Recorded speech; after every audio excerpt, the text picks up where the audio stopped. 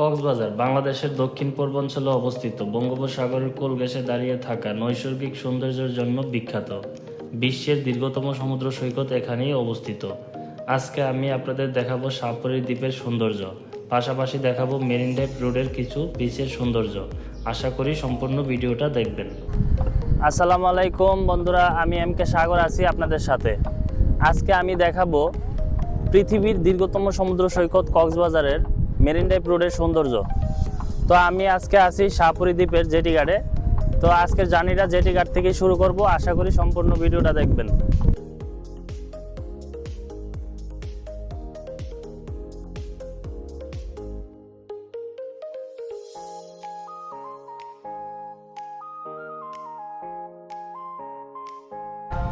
বন্ধুরা, আমি এখন আছি জেটি ঘাটের দিকে। তো এখান থেকে আপনার সেন্ট মার্টিনের যারা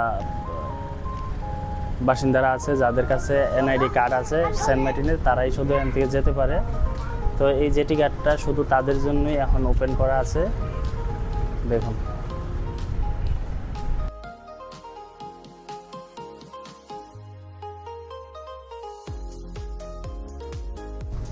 আমি এখন আপনাদেরকে যে দিকটা দেখাইতেছি, এই দিকে সোজা বরাবর হচ্ছে সেন্ট মার্টিন। তো এখান থেকে আসলে খালি চোখে দেখা যায়, কিন্তু ভিডিওতে আসলে দেখতে পারবেন না। তো এই দিক থেকে সেন্ট মার্টিন দিকে যায় আর কি। জেটি ঘাট থেকে ঘোরা শেষ করে এখন আমরা যাচ্ছি সামনের দিকে।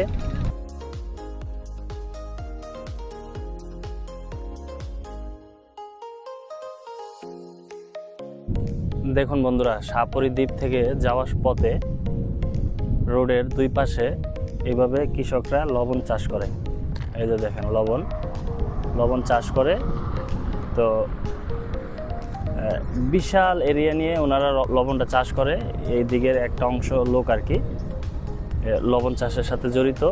এই লবণ আপনার রিসাইকেল করে তারপরে বড় বড় বাজারে, ঢাকাতে, তারপরে চট্টগ্রামে তারা পাঠায় আর কি। তো এই লবণগুলো তৈরি করতে তাদের প্রথমেই আপনার এরকম একটা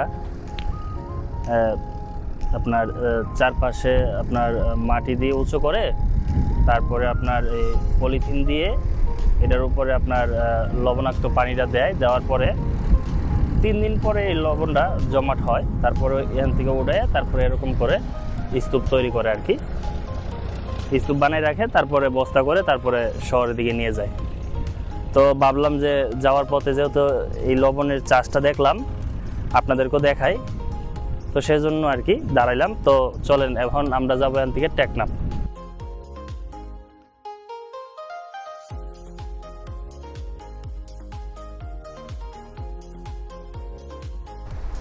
বন্ধুরা, আমি এখন চলে আসলাম টেকনাফ 0 পয়েন্টে। তো যারা আপনার সাপুড়ি দ্বীপে যায় না, তারা এখান থেকে আবার ব্যাক করে। তো টেকনাফ 0 পয়েন্টের সৌন্দর্য আমি আপনাদেরকে এখন দেখাবো। তো আপনারা দেখতে থাকুন আর উপভোগ করুন।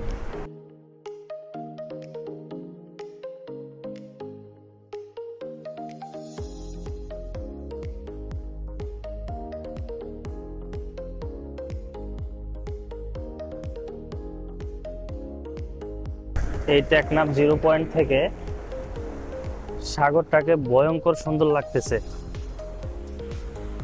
আসলে দেখেন, বিশাল বড় সমুদ্র। আপনাকে কি সুন্দর করে পা ধুয়ে দিবে। আসলে এটাই সাগর, আর এটাই সাগরের সৌন্দর্য।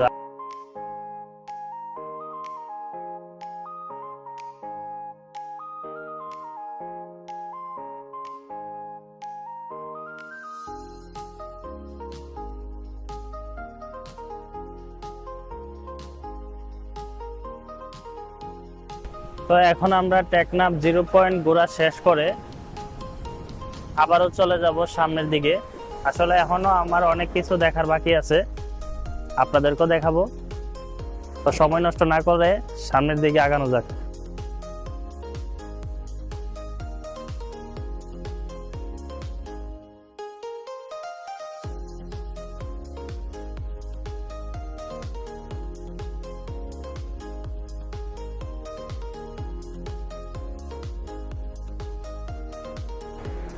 লাল কাঁকড়া দেখতে এসে দেখুন কি সুন্দর একটা বীজ পেলাম। এই বীজের সব পানি নীল, একদম নীল। আসলে যেগুলো বীজ দেখবেন একবারে খালি, ওইগুলোতে ঘুরবেন বেশি, কারণ ওই বীজগুলাতে আপনার পানির সুন্দর বেড়ে যায়।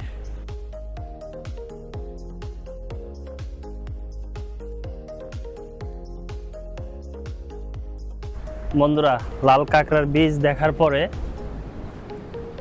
এখন আবারও যাচ্ছি সামনের দিকে, তো দেখতে থাকুন, আশা করি ভালো লাগবে।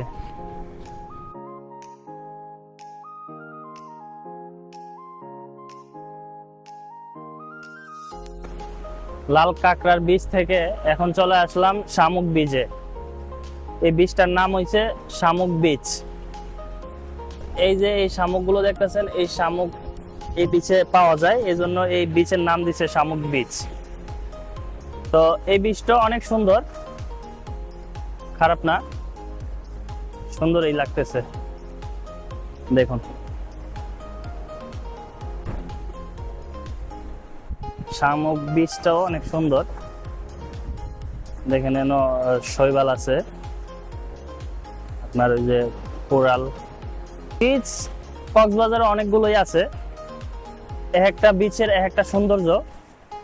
তো এই আপনার শামুক বীজও তার ব্যতিক্রম না, শামুক বীজেরও তার নিজস্ব আলাদা একটা সৌন্দর্য আছে। তো আপনি চেষ্টা করবেন কক্সবাজারে এই মেরিন ড্রাইভ রোডের পাশে যে কয়টা বীজ আছে সবগুলো বীজ ঘুরে দেখবেন, একটার সৌন্দর্য এক রকম পাবেন। এই যে দেখুন শৈবালের উপরে বসে দেখুন কি সুন্দর সমুদ্রের ঢেউ আসতেছে, আর বসে আপনাদেরকে দেখাচ্ছি। দেখুন এই শামুক বিচে যদি আসেন তাহলে এই ঝাউবনের ভিতরে দেখবেন এরকম দোলনা পাবেন, একটু আরাম করে নিতে পারবেন। আসলে এই দোলনাটিতে বসে আরাম করলে অনেক ভালো লাগে, কি শান্তি। তো আজকের ভিডিওটা এখানেই শেষ করতে হলো। ভিডিওটা কেমন হয়েছে জানাবেন, ভালো লাগলে লাইক কমেন্ট শেয়ার করে পাশে থাকবেন। আল্লাহ হাফেজ।